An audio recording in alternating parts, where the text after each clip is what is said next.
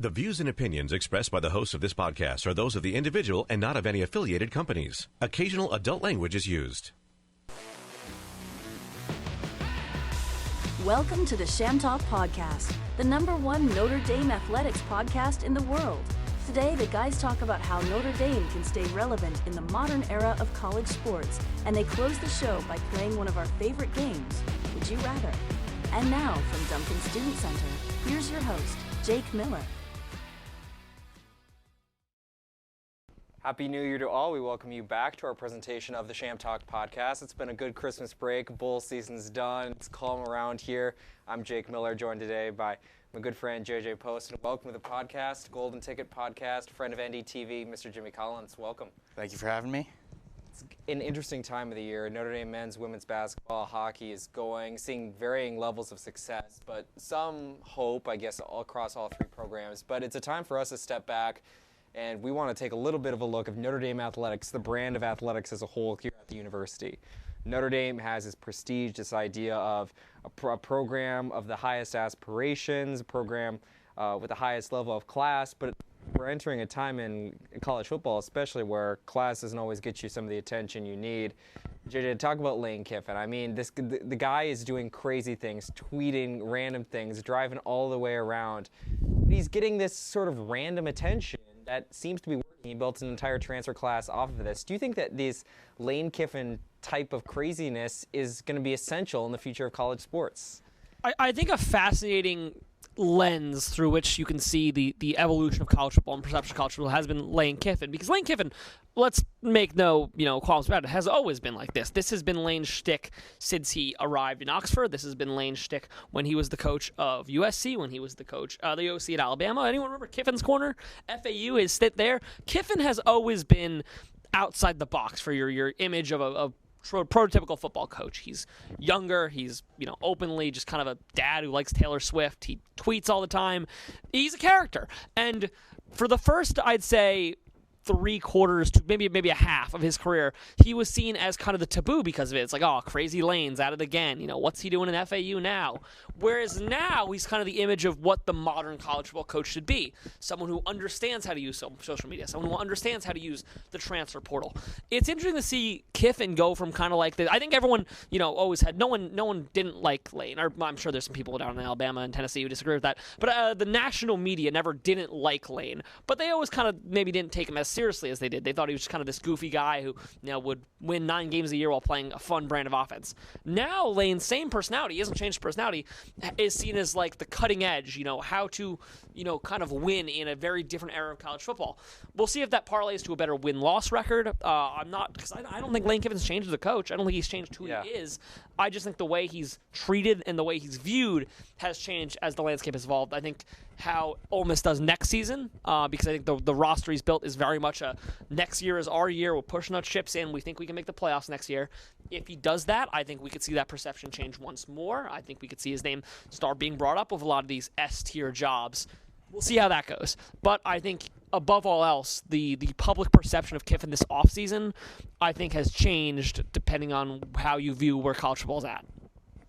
Do you think that, Jimmy, this is going to be something that more and more coaches are going to start to do? Is it something that we could see at other programs, or is this kind of Lane, we'll call it the Lane, idea, the mantra, something that you really think is going to stick with him? I think it will be hard to replicate what Lane has done. Yeah. But I do think, especially with NIL and all that evolving as we move forward with college football especially, but in every sport, I do think that if you are one of those lower tier kind of NIL schools, like some are, compared to the Ohio States or the Bama or the A&M even, you're going to have a coach that is going to go out and do all these things that Lane has done. And I was on Twitter the other day, and he's just posting pictures around Alabama's campus, around Tuscaloosa, and obviously that's going to make people mad. But I think when the kids see that is something good, and I do think that there are going to be coaches that are going to have to try and replicate that as well as they can. And I do think that from what I've seen, I think Marcus Freeman does pretty well, like going around and going out to visit kids, building relationships with their families and the kids, and it's not just kind of a money thing now, which a lot of people do think that the way that college football is going, it's just turning into money. Is college football dying? Is the NFL taking over? Is it just all becoming about money? And I think that there are still coaches out there who really want to get to know these kids, bring them into a family, develop these kids, rather than, you come here and then you go to the transfer portal and go somewhere better. It's kind of interesting. We take a look since 2020. 12 out of the 14 of SEC programs have seen change to that head coaching position, I believe, in the Big Ten. 8 of 14 teams have seen a change at that position. It might be higher in the Big Ten. I mean, we saw it with Arizona. We've seen it with Washington. Kalen DeBoer's going, and he stays pretty much anywhere he goes for 2 years. But it does create a hype. It creates a hype around the fan base. It creates a hype for this guy who's really never lost. We'll use DeBoer as the example. Can you blame programs for trying to remain relevant, to hire the best person out there? And can you blame a coach for trying to remain relevant instead of building a program? Look at Lanning, how many opportunities Lanning has passed up at this point. In Lanning versus DeBoer, he's the exact opposite. They both come up, they've been coordinators at a high level. Indiana, maybe not so much as Georgia, DC, and a national championship team. But does a coach like that have the right to want to stay relevant in today's era? Yeah, I mean, I think going back to your point about Freeman, I think it's going to be it's interesting to look at him specifically because he kind of, in many ways, cuts the profile of a coach that could bridge the gap between this new era and this old era. Because by all accounts, Freeman is an old school style coach. He likes to yell at practice. He's said in his own press conference, the players like me, but that doesn't mean I'm not going to be hard on them. And by all accounts, he is someone who's big on discipline, someone who's big on coaching in the quote unquote old way. He's been vocal in press conferences about how he doesn't really feel comfortable about people opting out of the bowl game because that's not how he'd play. And in many senses, he does have that old school mentality. But on the other hand, it's also very clear that he's someone that understands the new age. He understands what it takes to build relationships with his players and how that plays into recruiting. And he's obviously young enough to just kind of be flat out cool. And I think it's very interesting to see how public perception of Freeman, they both understand that he's as a young coach, he will always be considered new era just by nature of who he is. He's not even 40 yet. He's coaching one of the biggest brands in the country. That is going to make you, by definition, a new era guy. But when you listen to him talk, it's very clear he does have, maybe not, all out, some modicum of old school mentality in him. I think it's very interesting to see how he kind of bridges that gap, or if he bridges that gap as someone that is simultaneously understanding of how much social media matters, how much relationship matters, while also being someone that very clearly, kind of built his own coaching profile off of, the guys that coached him when he was younger in the, 90s and 80s. I think it's very much a skill to be able to have that reputation, the coach. Maybe Shrewsbury's even a better example. Man, that guy pushes his players hard. Coach Ivy pushes her players hard. But they're both top recruiters in their sport. They're both able to get these 18-year-olds, 17-year-olds, maybe as young kids as young as 16-year-old, to sign on knowing that it will be a challenging experience. I guess that theme kind of goes against this idea that, players are softer, they're wanting it easier.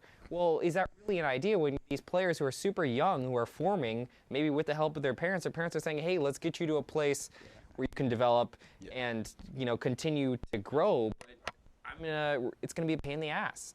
It's just going to be continually long days, 6 a.m. practices after Citadel, yelling to hopefully make you a better player. Thinking about that, I think a lot of, as disappointed as I am to say, but Michigan winning the national championship this year, and obviously how Harbaugh did it, he got to Michigan, kind of struggled, but was just good enough, and he was good enough every single year because the coaches before him were really bad, so people liked him. He went to Michigan himself, played there. So the way he built his program was he was just good enough. And then once he got a group of guys, a lot of which are local Michigan kids. You've got he had Hutchinson. He developed Hutchinson, who's now a star in the NFL. Donovan Edwards, also a local kid who 2 touchdowns in the national championship game.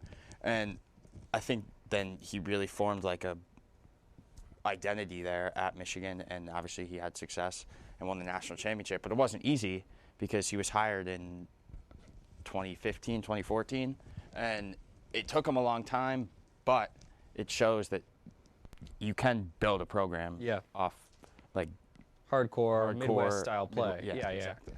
It's interesting from a PR perspective what Notre Dame is doing at times with their programs.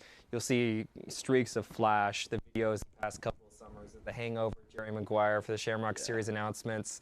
We get national articles, ESPN on the home page. One of our good friends were at one of those.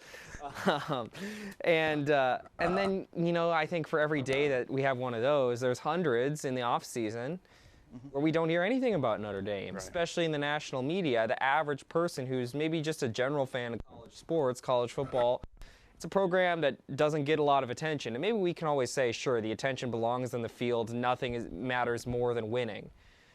But nothing matters more than winning, sure, but there are legitimate secondary goals to a program that even if it's not successful, Notre Dame needs to continue to attract fans. However it does. Guys, do you think Notre Dame is doing enough, the branding, the atmospheric stuff, to really try to win over new fans, to try to be flashy, or, is kind of the current system working for the team?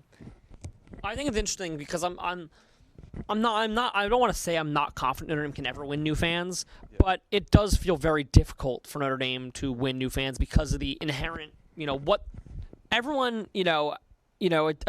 this is more prevalent if you're 45 years old. Everyone knows what Notre Dame is, and it's going to take several generations for that perception, both on the positive side and on the negative side, to be passed down. But you got your hand up. Yeah, I was just going to say, I think, we're gone from the days of having 5 channels, right? It's not like Notre Dame's your only option to watch on Saturday. You can watch anything, and it's that window that they're going to continue to have most Saturdays on NBC, minus the Peacock and away games, is significant. But yeah, no, I agree. There's more competition. But back to what you were saying. Yeah, my point is, I think what's interesting about Notre Dame is perhaps more than any other program, the casual fan has a slight opinion, be it slightly positive or slightly negative of Notre Dame, even if they are, quote unquote, a true neutral, someone who has no, connection with or knowledge of Notre Dame. They either come in maybe slightly positive because they, grew up in the Northeast, or they're Catholic or whatever that is, or they grew up, negative because their dad hated Notre Dame because Notre Dame was, the most annoying team of the 80s. The either or of that situation, I think, makes Notre Dame in a very interesting spot where it's kind of difficult to win over new fans because I think, they already have this army of maybe not they're the biggest Notre Dame fans in the world, but if you ask them, hey, who's your college football team? They'd probably say Notre Dame. And you've got this army of people that grew up, being told that Notre Dame is the evil empire, regardless of how Notre Dame was actually doing on the field, because it's Notre Dame. So I think Notre Dame, from a branding standpoint, is in a bit of an odd spot. I wouldn't say they're not doing enough to make their brand what they are. We're only, a little over a half decade removed from Rico Ogunbowale saying this is Notre Dame, we win national championships, and then being on the front cover of Sports Illustrated the next month. Long live Sports Illustrated. But, it's not like that is some bygone relic of decades ago that Notre Dame was the front cover story of, what at the time and to, probably yesterday was the forefront of American media, of sports media, that is. Notre Dame's brand, I think, no matter how many years we get from the 1988 national title, no matter how many years we get from Rudy Rudiger and all those lores and stories, will always hold power. And that's a benefit, but it's also a double-edged sword because, like we talked about earlier, there's always going to be some people with that negative perception of Notre Dame.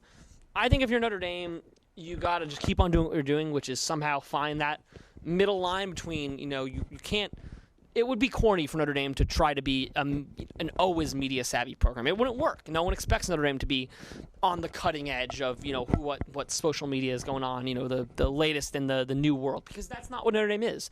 But that doesn't mean, and I applaud Notre Dame, whoever does the strategizing for this stuff, it doesn't mean they need to clock out entirely. It doesn't mean they don't need to put effort in.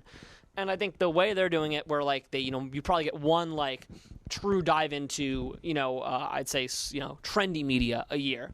I think that's a solid effort by them to keep kind of on one hand keep the iconic Notre Dame traditional straight up not blue collar, certainly not blue collar, traditional straight up old fashioned brand, while also embracing the necessities of the modern world. And I think the new Wake Up the Echoes podcast is maybe a second wave of that, like, understanding that you simultaneously know who you are, but also are trying to get involved in maybe this little bit cooler bit of media, a little bit of modern media. And I think showcasing, which is what they're doing, people like Freeman, the football players, which, in previous editions of college football, but especially Notre Dame football, I don't think people got as much access to. Showcasing these athletes as people, I think, is another way Notre Dame is, and other colleges that are doing similar things are trying to kind of open up into this modern era and, understand that, hey, people want different things out of their star athletes now. People, want to know the light side of whoever is the star of the day. People want to know, what their life is like and, more than just their talent on the football field. I think the question we framed, going into this is, can Notre Dame ever have a true star? I think the answer is yes, but I do think they'd be in an interesting spot with how they've leveraged that, given, because Monte Teo's the perfect example of this. That's the thing. Like, to me, he was, but I also grew up going to church every Sunday. Where going to CCD afterwards. There's more Notre Dame jerseys than there are college shirts. So, like, Notre Dame, I think, is just going to be always fascinating in the sense that Notre Dame will always have stars. In the sense that you're Notre Dame. If you're good, ESPN will be with you. Sports Illustrated will be with you. Every media outlet ever will want to have a part of you. But is Notre Dame ever going to have a star in the sense that, like, Instagram's going crazy because of Monte Teo highlight? That I'm not sure about, because Notre Dame is inherently kind of for old people, and that's not a bad thing. But it's true. Notre Dame is, their core base is older. Their core marketing demographic is older, and I'm not sure there's any degree of marketing that Notre Dame will ever be able to do to change that. So I think it's a dilemma, but I don't think it's a bad dilemma to have. We're going to do a whole episode on this, guys, next week, so stay tuned. A whole episode about Notre Dame and stars. But, Jimmy, I'll pose you the question. You're kind of getting this crazy reset across college football next year, right? We're getting massive coaching changes at some of the biggest places, kind of the A tiers, maybe the B tiers. You would say Notre Dame, LSU, Ohio State, Penn State. Either you need to take up another. They need to make a step up. Even Georgia and Clemson. Maybe Georgia's really the only S tier left. Is Notre Dame able to come in and in Marcus Freeman's third year just start something and become maybe a new Alabama? To start a new dynasty and really take over the sport in this year of reset? I mean, I hope so. It's something that I would be all for. I think whenever I think about that, I think it's tough because you have teams like the Texas A&M shelling out tons of money and it just not working. And then you have Notre Dame, who has been known to take a more traditional approach to it and not totally buy into this whole NIL thing and way to obviously get talent, because now that it is available, it's going to work for some people. To be like in Alabama, I think it's definitely possible right now. I think college football is in an interesting spot where it almost feels like completely wide open outside of maybe Georgia, who didn't even make the college football playoff this year. And you've got your national champions this past year probably losing their head coach, depending on how it goes in the next week or two. Definitely something to keep an eye on. So I think it is definitely wide open, and I think if we do have recruits pan out in the next couple of years, kind of build the NIL collective, and in that sense, you could definitely be looking at a consistent college football playoff team. Now, obviously, it is 12 teams, so it won't take as much to get there. But for Notre Dame right now that's not in a conference, you still have to do a lot to get in that spot. So I would say they can definitely be there, but probably not right away. It's not going to be a sudden flip. Yeah. Well, I think structurally everything is in there. They have a path to playoff. They have, at least competition-wise, very doable things. If Notre Dame sees success on the field and sees continued dominance that goes into at least the third round of the playoff, right? They, eventually the championships matter. But I do think that if there's a good time to be a Notre Dame fan, I can't think of a better time, especially given the macro environment and the context there. Hey, we're going to continue this conversation. We're going to play one of our favorite games all across Notre Dame athletics. We got some Would You Rather coming up for you right after this quick message from our friends at Amazon. You're listening to the ShamTalk podcast. You're listening to the ShamTalk podcast. the #1 Notre Dame athletics podcast in the world. We appreciate your support, and we're constantly looking for ways to improve the listener experience. In order to do that, we need your help. We have a pretty cool relationship with Amazon.com, and we'd like to invite you to join us. Amazon recently sent us a special link. When you use this link to buy something from Amazon, we receive a small percentage of the order.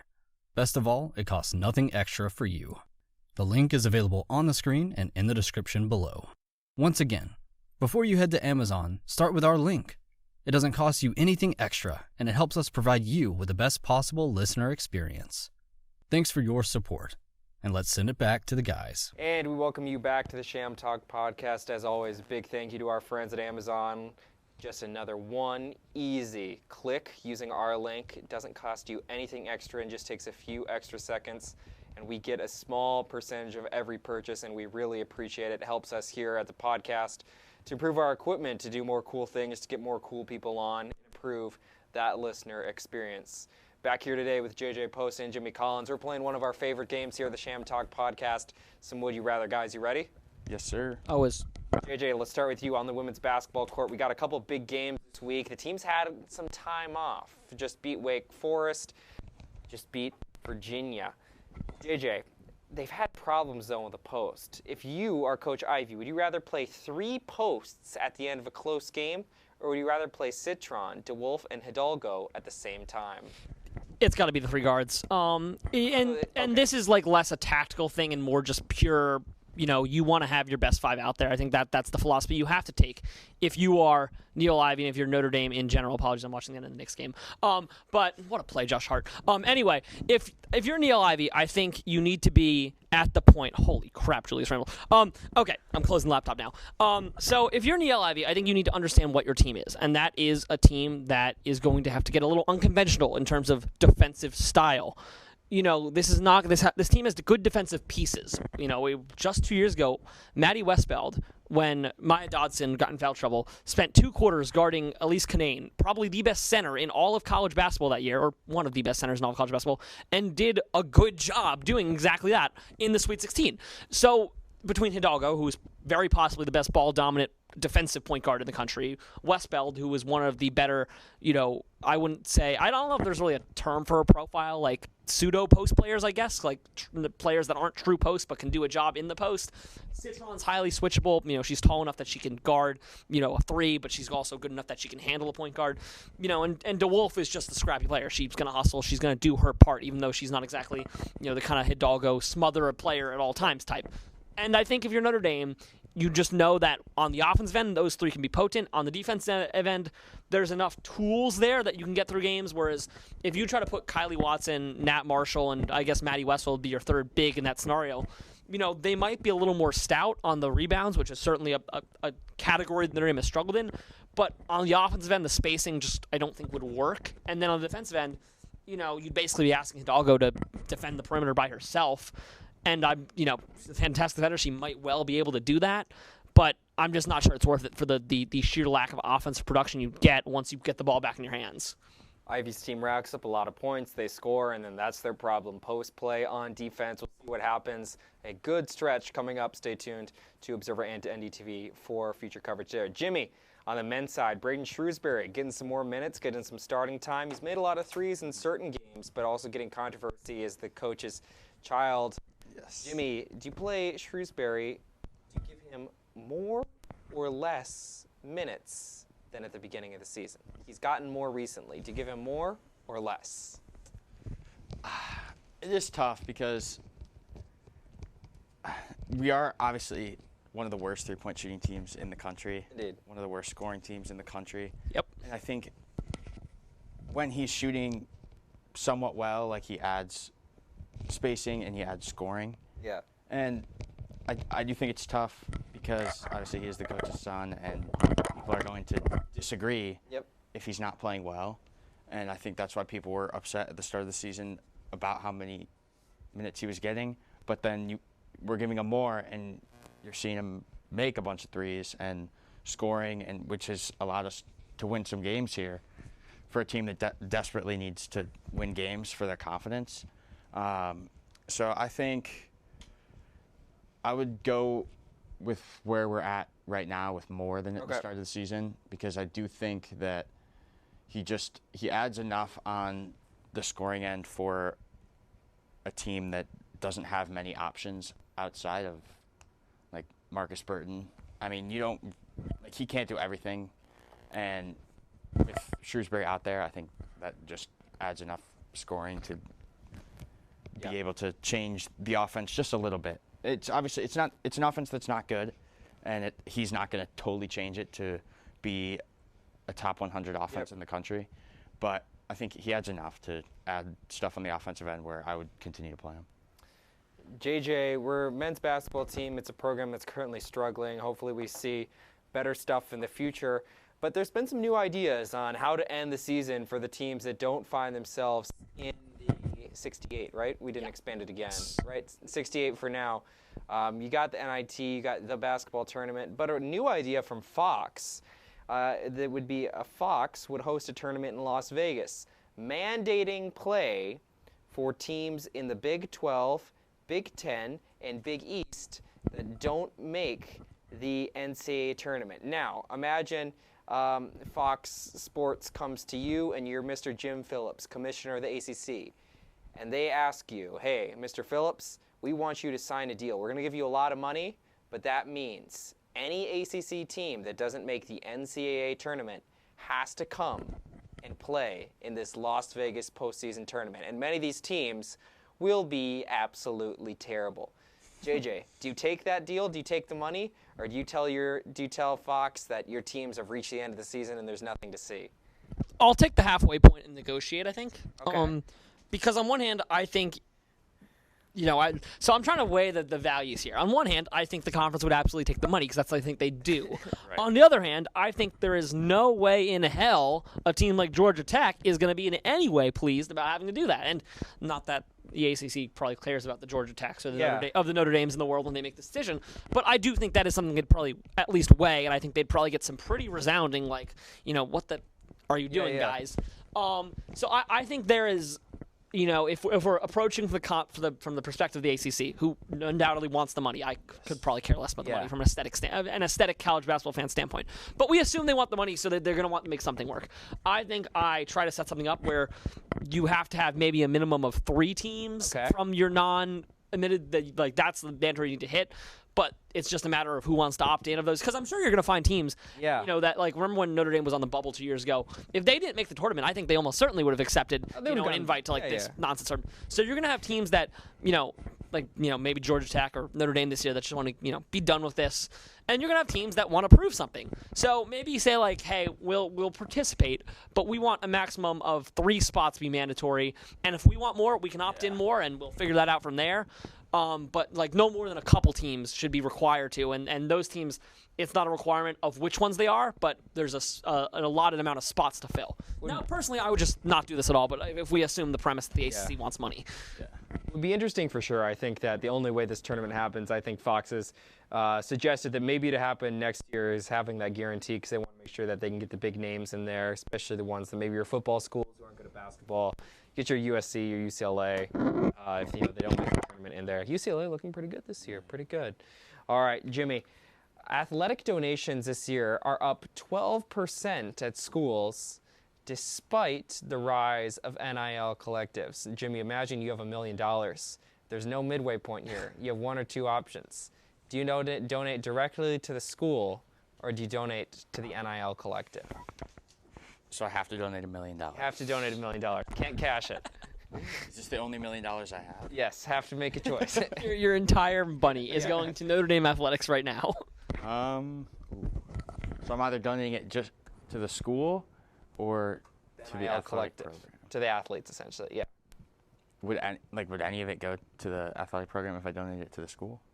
Yeah, it would go to the athletic program at the school. So essentially, imagine you could put it in facilities, or you could put it in the hands of the athletes. It goes to the athletic program. You don't know where in the athletic program it's going to. Yeah. Are we going to get It's a complicated would you rather question. Are we going to get a national championship out of this? I don't know. You don't know which players they would spend the money on, if they spend it on players at all. That's tough. What does $1 million even buy you in today's player market? I don't know what that gets you. I don't know. I'm not a huge fan of the amount of money being thrown around with NIL. But I feel like it would depend on who came to me and asked. Sure. Because I know that is how some of that works. Like they'll have the heads of the collectives come and ask. I would probably donate it to the team. To the team. Rather, unless I was like getting my name on a building or something. Yeah. But even that's only $1 million. Collins Hall on South Quad has a nice ring to it. There we go. Improve some coaches. You endow a coach. Yeah, I don't know. Yeah, it's some more. Set us up for future success. Yeah, they get some nicer Gatorades. They get some, I don't know, some new turf or I don't know. Yeah. 1 million probably can't do you much, but hey, that could buy you a couple nice backup. I don't know, corners. A couple nice backup position players. Improve some depth. Yeah, exactly. Right. Final question on today's program. Would you rather, JJ? A new legislation has been proposed for a bill on NIL. And Caitlin Thole, a senior softball player at the University of Michigan, had a very interesting quote about the future of NIL, the future of paying college athletes. She said, "I would not want to be an employee of my university. If I'm not performing well enough, can my coaches fire me?"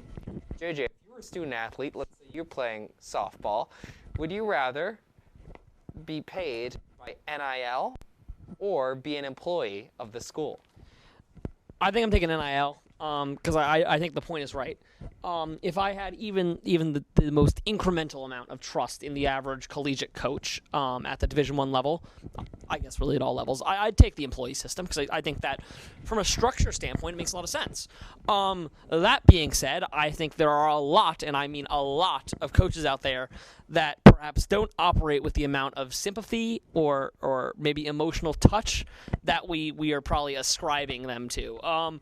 Which is to say, I think that Michigan softball player is absolutely correct. I think you would have players get quote-unquote fired. I think you'd have players get the transfer will become fascinating in this situation because, like, do some schools have higher salaries than others? Yeah. Like, does Notre Dame have a better salary cap than, say, Michigan because we're a private school and we can decide our own salary? Right. Like, the big thing about that legislation is I don't know how it would work. Like, how do you figure out salary caps for schools that are under a public school budget who are beholden to the state legislation? And I think we already saw some of this in the first stage of the NIL era when it was like, Florida was one of the first states to approve that stuff. So now Florida, FSU, Miami all get advantages in that stuff, whereas schools in I'm trying to think of like a school that didn't approve NIL late. Schools from states that didn't approve NIL as early would be behind. Would we get the same version of that? Is it going to be which states are faster to give you higher budgets? Is it going to be a school like Notre Dame knowing it doesn't have to care about what the state thinks, can put as much money as they want into it? Not that would be on brand for Notre Dame, but it opens the door to that. Maybe Liberty, a school that has very much proven that they think, and they have reason to think this, that they can use sports as a vehicle to promote their university, and as such they put a lot of money into their sports. Could we see a mega donor to Liberty super fund their football team, which now is the highest budget in the country? Obviously that's a super this would never happen scenario, because I think we all know what the legislators in the South would probably do if they found out a private school is challenging their right to have the best football team in the country. They'd make it work, but it opens up the door for a scenario where you get like this standoff between the public schools and the private schools as to, which has the better situation and which states are the better states to play in. I think it just becomes a mess. I think the NIL deal, the NIL current legislative industry is a complete mess. I don't think there's a correct way to solve that either. But I think at minimum, you've got a much more manageable setup than trying to wade through however many years it would take to figure out how every state's going to do this, how every school's going to do this, and how the NCAA is going to even be involved. It's kind of a bird in the hand versus bird in the bush situation, except both birds are dying. Would you rather have the evil or the evil you don't? I'm prone, to be clear, I'm a proponent of NIL, I'm a proponent of all that stuff. But in terms of actually figuring out the logistics of this, I think it's very clear we're in the Wild West, even if I can be proud about saying I completely agree athletes should be paid. I think everyone can agree, regardless of your stance on that we are in the Wild West of this era, and we would be, if this is the Wild West, we'd be in uncharted Siberian territory if we were to move into this state employee model or state school employee model versus private school employee model. So I think I agree. I think there'd be cutting. I think there'd be firing. But more importantly, I think the new system would be a complete, it would make this one look like the most well-ordered process in the world. Final thoughts, Jimmy. What do you think?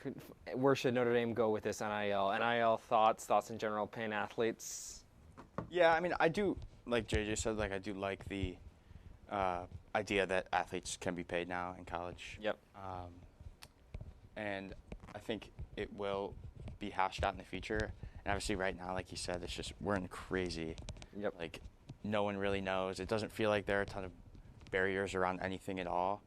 I think Notre Dame will continue to tread lightly with how they go, and like they'll continue to buy in more and more with NIL, probably more so with the football team. But I think it is a positive in some aspects. Yep. But right now, obviously, you see just millions of dollars being thrown around at some schools and it not working at all. So, Yeah. But you think, oh, if we don't do it, then we're going to be so behind. But no one really knows. I feel like we haven't really seen amazing benefits from NIL yet for a school, and I think you could maybe see that in the future with Ohio State, who has gotten a lot of commits recently on football. But Yep. it's just like such an interesting time, and college athletics as a whole are just crazy right now.